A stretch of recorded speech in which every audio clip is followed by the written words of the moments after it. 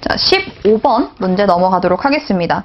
자, 보도자료는 기업을 홍보하는 데 가장 효과적인 방법이에요. 목적이 기업을 홍보하는 데 있습니다. 다음 보기에 주어진 보도 작성 요령 중에 적절한 것들을 모두 골라라 라고 제시가 되어 있어요. 자, 그러면 적절한 제목을 찾아 독자나 시청자의 호기심을 자극할 수 있는 표현, 홍보해야 돼요. 관심을 가져야 되는 거죠. 그렇기 때문에 호기심, 뭔가 흥미를 유발할 수 있는 적절한 제목을 찾는 거. 일단 기본적으로 제목을 보고 접근을 하기 때문에 제목을 어떻게 쓰느냐, 헤드라인을 어떻게 쓰느냐 굉장히 중요합니다. 그러면 가는 맞다라고 볼 수 있겠고요. 자, 나를 보시면 보도자료의 첫 문장, 우리 리드라고 이야기를 하는데요. 정책이나 사건에 직접적인 영향을 지적한대요. 첫 문장에서부터 임팩트 있게 다가가야 홍보 효과가 강하게 들어갑니다. 자, 그렇기 때문에 정책이나 사건에 직접적인 영향, 바로 관심을 가질 수 있게, 바로 무엇에 대해서 이야기를 하는지 알 수 있게 써주는 게 좋겠죠. 자, 문장이 다소 길어지더라도 가급적 구체적이고 자세하게 적는 것이 바람직하대요. 계속 강조되고 있는 부분이죠. 문장을 간결하고 명확하게 써야 된다. 자, 길어지면 길어질수록 의미 전달이 떨어질 수 있습니다. 그래서 간결하게 써주셔야 되겠고요. 자, 인용으로 쓰인 리드는 시선을 끌기에 효과적이다. 내가 하고 싶은 말, 내가 전달하는 말뿐만이 아니라 다른 사람이 했던 말이나 글을 가져다가 쓰는 걸 인용이라고 하는데요. 그랬을 때는 훨씬 더 다른 사람들 아니면 뭐 다른 전문가들도 관심을 가지고 있구나라고 하는 게 또 홍보 효과로 작용할 수 있기 때문에 라도 맞는 표현이 되겠네요. 따라서 다를 제외한 2번 정답 체크해 주시면 되겠습니다.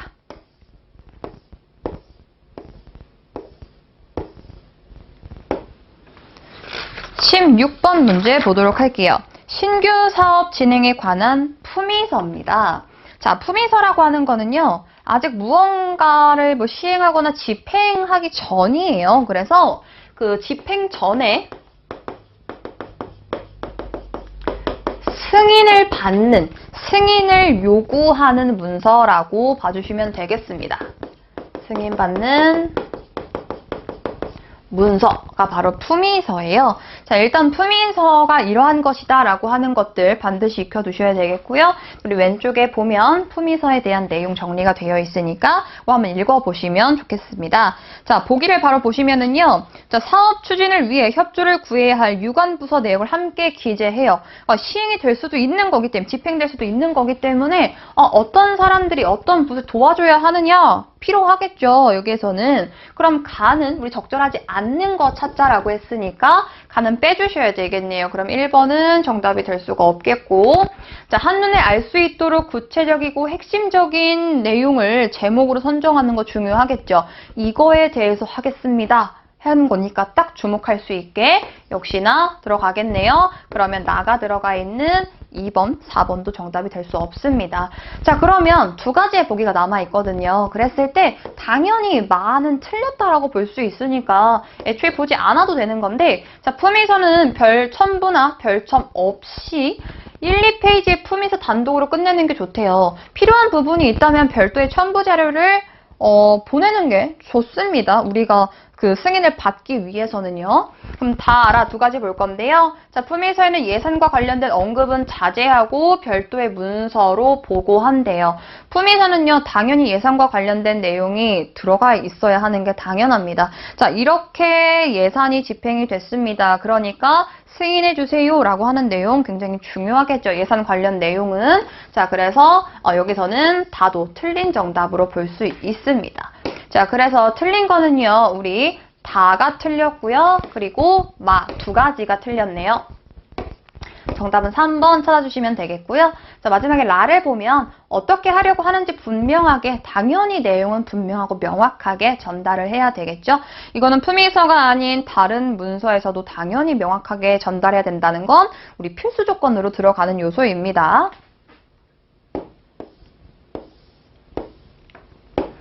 자, 17번은요. 다음 중 업무적인 제안을 하거나 기획하려는 거예요. 그러면 우리가 문서의 종류로 따져보면 기획서입니다.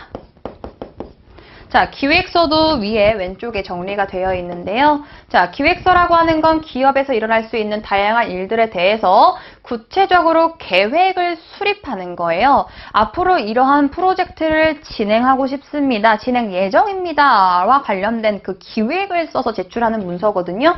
자, 일단 기획서가 어떠한 것인지 이해를 해 두시고, 자, 여기서는 그 특징으로 볼 수 있는 것을 찾아라 라고 나타나 있어요.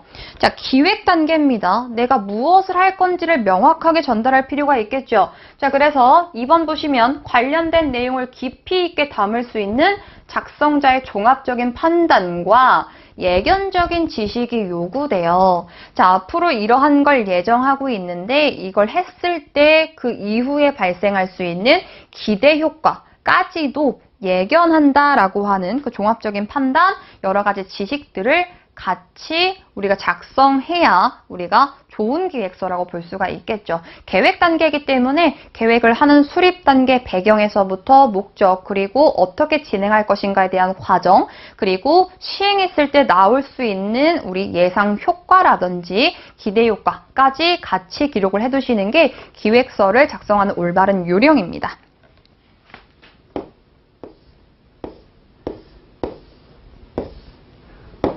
18번 문제 보시면은요, 역시나 우리 문서 종류와 관련된 거, 올바른 거 찾으라고 했는데요.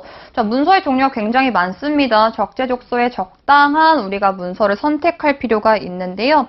자, 1번 보시면 보고서예요. 보고서는 우리가 보통 무언가 프로젝트나 연구나 여러 가지를 시행하는 중간중간에 경과 보고를 하는 것들 기본적으로 나타내주고 있습니다. 자, 내용을 보시면은요.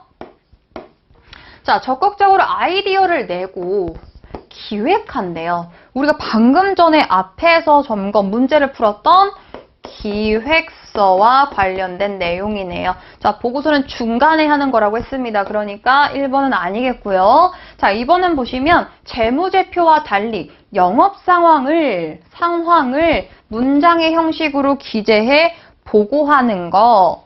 보고서 맞네요. 정답 2번이 되겠습니다. 자, 여기에서 나타나 있죠? 기재에서 보고하는 겁니다. 그게 바로 보고서라고 볼 수 있어요.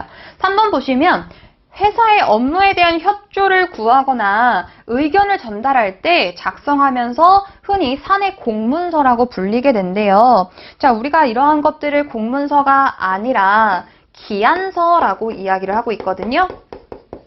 자, 기안서라고 하는 문서 자체는 조금 생소할 수 있는데요. 자, 우리가 보통 사업이나 활동 이런 것들을 계획할 때 그 초안을 작성하는 문서를 우리가 기안서라고 합니다. 그러니까 여기에서는 협조를 구해야 돼요. 무언가 계획하는 단계니까. 자, 그 다음에 4번 보시면 일에 관한 현황, 진행 상황, 그리고 검토 결과를 어떻게 하고자 할 때, 보고하고자 할 때, 그러면 얘도 역시나 우리 보고서의 문서의 종류로 들어가겠고요.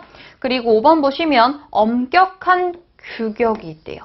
물론 다른 문서들도 정해진 규격이 있긴 하지만 엄격하게 들어가야 된다라고 하는 것에 여기 유념해 두셔야 되거든요. 자, 정당한 권리를 가진 사람이 작성해야 된대요. 자, 이러한 것들은 우리 공문서라고 합니다.